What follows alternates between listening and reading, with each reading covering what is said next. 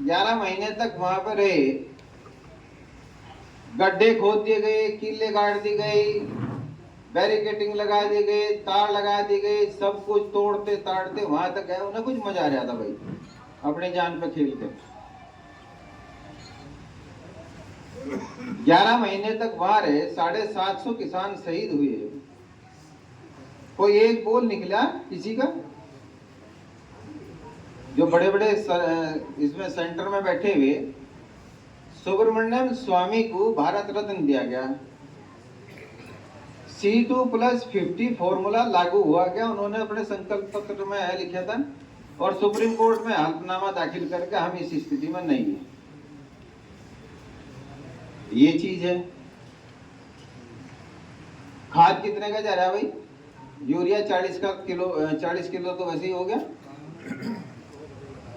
और जो का तो रेट, पोटास, NPK, डाई कहाँ जा रहा है? पेस्टिसाइड। तो ये तो होगी खेती किसानी की। किसानों की आय दुगनी कर दी, 20 रुपए क्विंटल ही तो बढ़िया भाई गन्ने का भाव। शामली मिल पर धरना था, कितने महीने तक चला? हमारा लड़का परीक्षित जो है वो गया 150 गाड़ियों का काफिला लेके, और जो बॉर्डर पे है यहाँ सहारनपुर से सबसे ज्यादा शुरुआत थी 1000 लड़कों को लेके, और वो गया था, और साथी थे, राशन रुसन सब ले गए। भाई रुद्रसेन गए 2 बार। हमारी यहाँ पे है, वो वीडियो भी वायरल हुई थी, पूरी पुलिस फोर्स आ गई थी और है गाड़ी रोकी थी, रुकन दी थी क्या? रुकन दी थी, सारी चली थी। तो भाई किसानों के लिए जो सरकार नहीं कर सकती, और वो कहे GDP में वृद्धि होगी। कोरोना काल में किसने काम किया था? कृषि क्षेत्र ने तो किया था। सारे उद्योग धंधे ठप नहीं थे,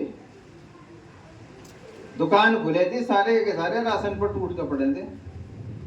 वो खेती अगर ना होती तो मिल जाता क्या?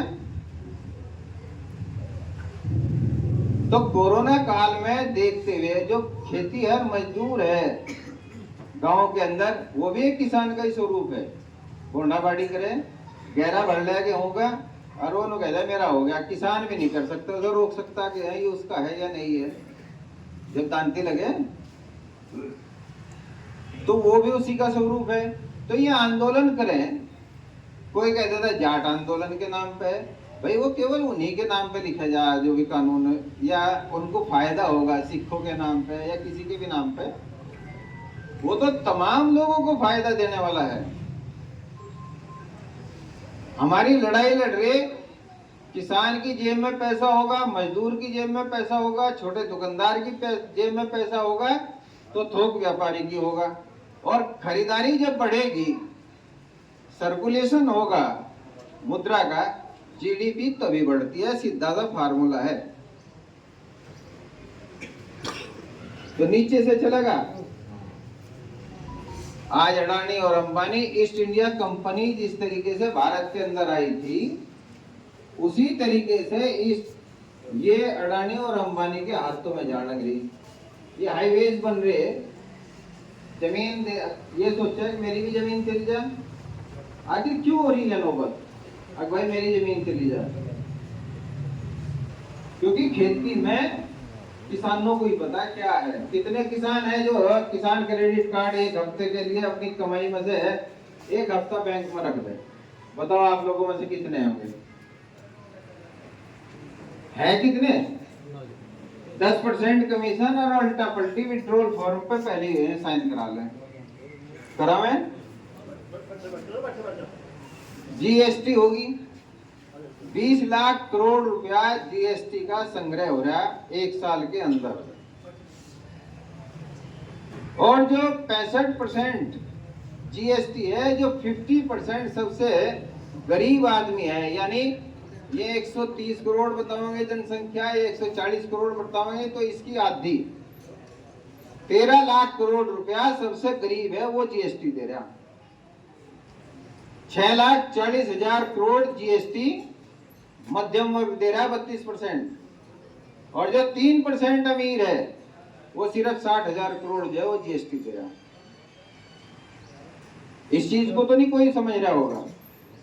3849 करोड़ के इन्होंने किसान सम्मान निधि जाहिर की। 3849 करोड़ आपके पौने दो करोड़ किसान पंजीकृत नहीं हुए। 1,72,28,000 किसान, अगर उससे हम भाग दें तो 2234 रुपए की किस्त बैठे। अगर हम 2000 से 3849 करोड़ को भाग दें तो 1,92,00,000 किसान बैठे। तो जो टीवी चैनल्स पे दिखाया जाए योजनाओं को, उन्हें अपने आप भी देखो कि कितनों की अपने परिवार में यह लाभ मिल रहा है और कितने का पड़ोस में मिल रहा है, और कितने का मोहल्ले में और कितना गांव में। ये कंपनियों को ठेका दे रहे हैं सब हाईवेज के लिए, और टोल टैक्स किस वजह से ले रहे